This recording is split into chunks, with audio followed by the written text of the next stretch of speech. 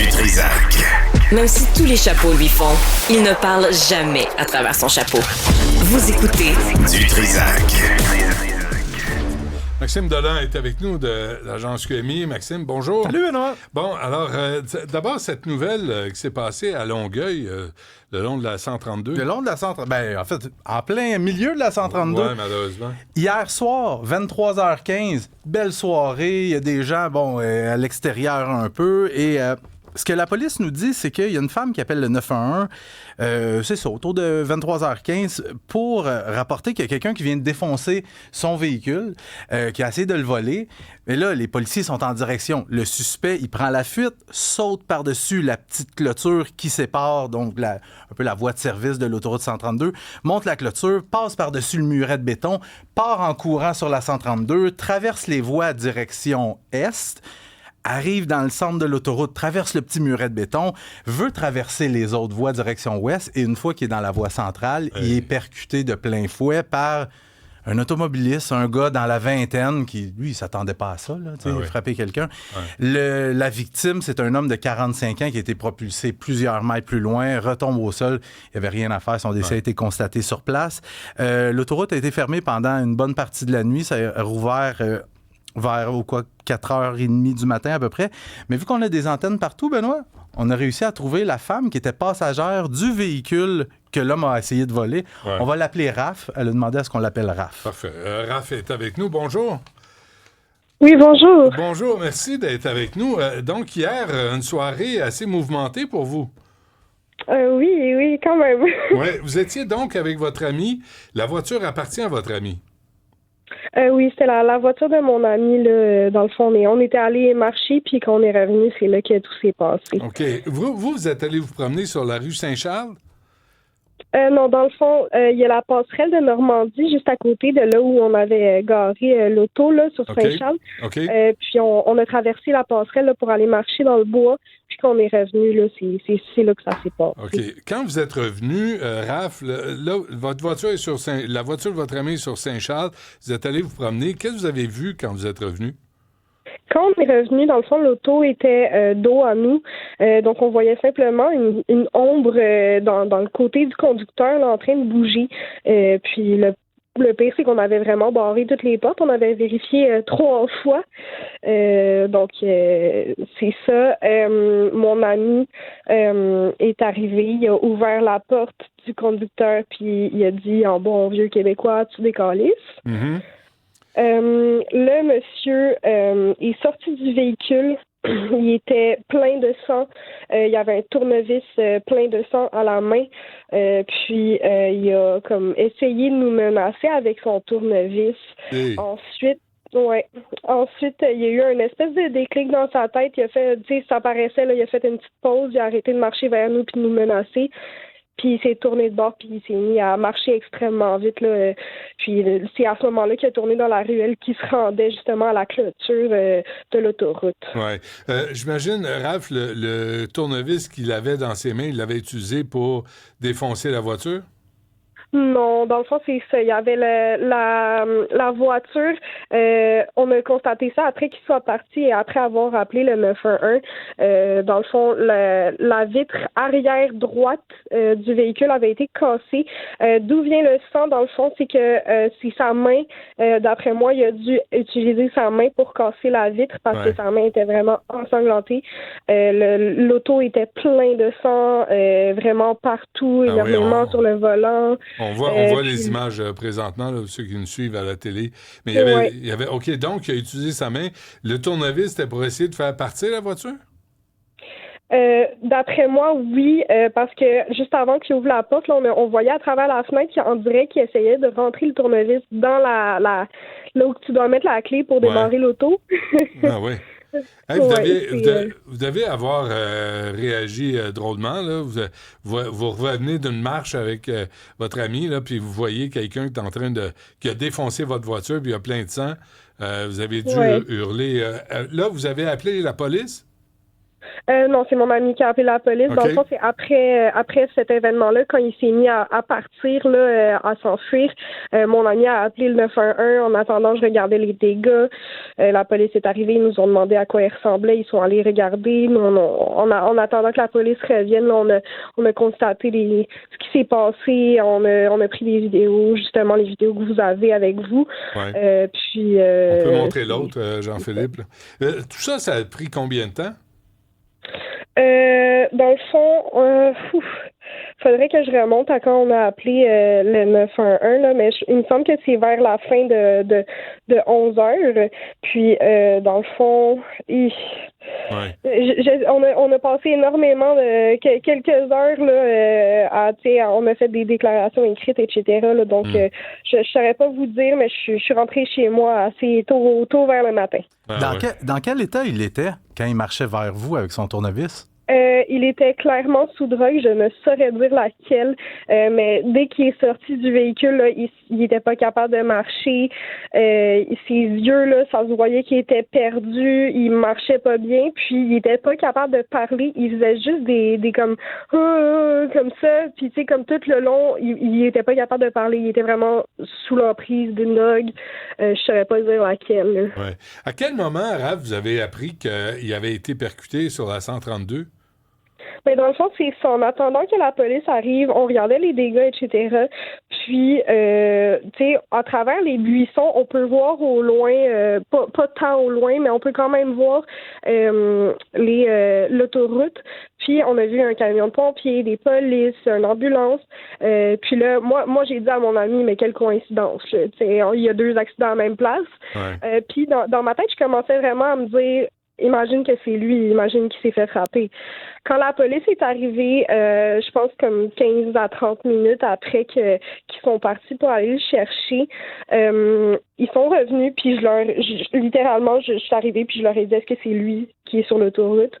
Puis ils nous ont redemandé la description pour être sûr. Puis dans le fond, c'était lui. Puis ensuite, il y avait, tu sais, sa main saignait énormément. Donc quand il s'est enfui, il a laissé des traces de sang partout là, durant son trajet. Donc ils ont été capables là, de refaire le chemin exact qu'il a fait en suivant les traces de sang jusqu'à l'autoroute. Avez-vous reparlé à votre ami depuis? Oui, légèrement là. Ouais. Vous êtes dans quel état mental après avoir vécu ça? Honnêtement, pour être tout à fait transparente, en ce moment, je le réalise pas encore. Pour moi, c'est vraiment juste une imagination qui vient d'arriver. Sur le moment, par exemple, j'ai eu assez peur pour ma vie, là, surtout que il était clairement sous l'influence d'une drogue et il y avait du sang partout sur son tournevis. Donc, s'il aurait fait quelque chose avec son tournevis, s'il n'aurait pas décidé de s'enfuir à la place de nous agresser, on aurait pu avoir là, des maladies graves, on aurait pu même mourir sur le fait, là. Ouais, ça fait peur, hein? En banlieue, en plus, à Longueuil. Ouais, ben tu sais, c'est ça. Là. Moi, on m'a toujours dit Longueuil, surtout le vieux Longueuil, c'est pas vraiment sécuritaire. Puis tu sais, justement, avant qu'on aille marcher, on a revérifié 3 fois les serrures. Puis dans le fond, j'ai dit à mon ami, là, fais attention, en joke, là, j'ai dit fais attention, Longueuil, il y a juste des craquis, là. Tu sais, puis ben malheureusement, ben voilà. Eh boy. Tant mieux si vous êtes en santé et tout va bien, et votre ami aussi, Raph. Un gros merci de nous avoir parlé. J'espère que vous allez pouvoir redescendre. Là, l'adrénaline doit être au maximum là, depuis hier soir. Ouais. J'ai pas eu vraiment de repos, là. Ouais, j'imagine. Bon, écoutez, merci. Portez-vous bien. Merci. Bonne journée. Bonne chance. Sacramouille.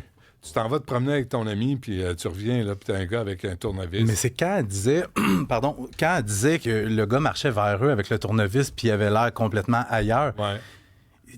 J'ai couvert beaucoup d'histoires de meurtres ou de tentatives de meurtre par des gens qui agressaient du monde un peu au hasard, par des gens qui étaient sous l'influence de la drogue, de l'alcool, peu importe.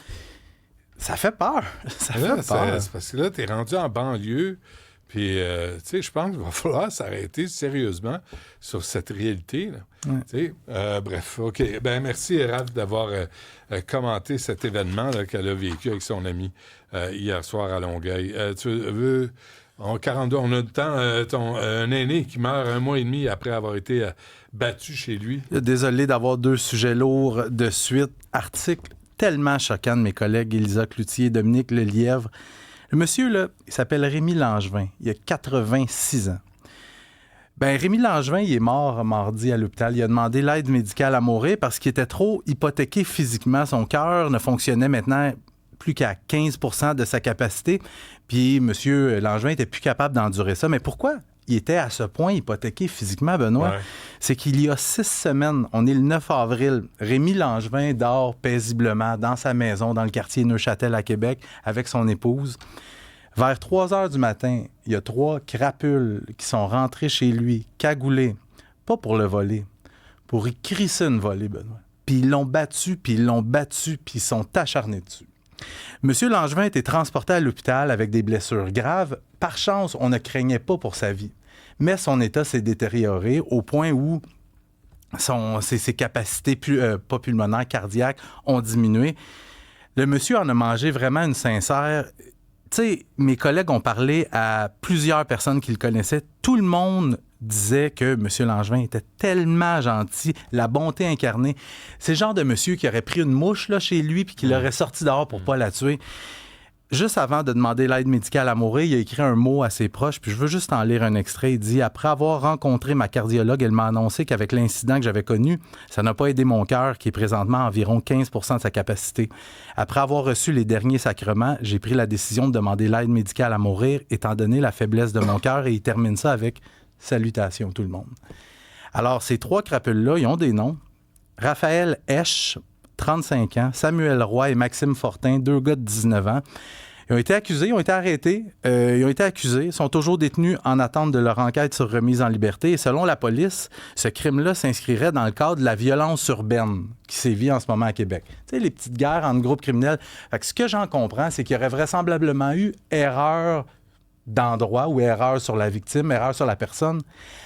Quand tu arrives dans une maison à 3 heures du matin, je comprends là, qu'il fait noir et tout ça, mais que tu as un monsieur de 86 ans qui arrive face à toi. Et tu t'acharnes sur lui. Ça prend des animaux, Benoît, pour s'acharner comme ça sur un monsieur de 86 ans. Et là, on considère les remettre en liberté. Ils vont subir leur enquête sur leur remise en liberté. Je présume que la couronne va s'opposer. Là, pour le moment, ils sont accusés d'introduction par effraction et de voies de fait grave. Pas exclu. Là, il faut déterminer est-ce que la mort de M. Langevin est directement liée à l'agression. Si c'est prouvé, il pourrait y avoir des chefs d'accusation qui vont changer. À 3 sur lui. À 3 sur un monsieur de 86 ans. Je suis un peu d'accord avec toi, Maxime. Mm-hmm. Bon, et un nouvel album de famille pour les criminels les plus recherchés du Québec. Oui, ben regarde, il y avait, tout le monde connaissait la liste des 10 criminels les plus recherchés. Il y avait un site web, mais c'est fini! C'est fini. C'est les frères Dalton. C'est ça. Non, c'est fini tout ça parce que c'était un site qui avait été lancé en 2006.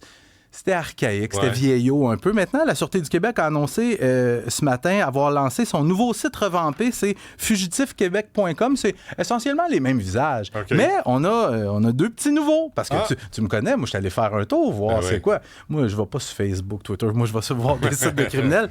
Puis j'ai remarqué, c'est ça, les 2 petits nouveaux. Jean-Philippe peut nous les montrer. Tout d'abord, le jeune homme avec le poule rouge, il s'appelle Thomas Marcoux.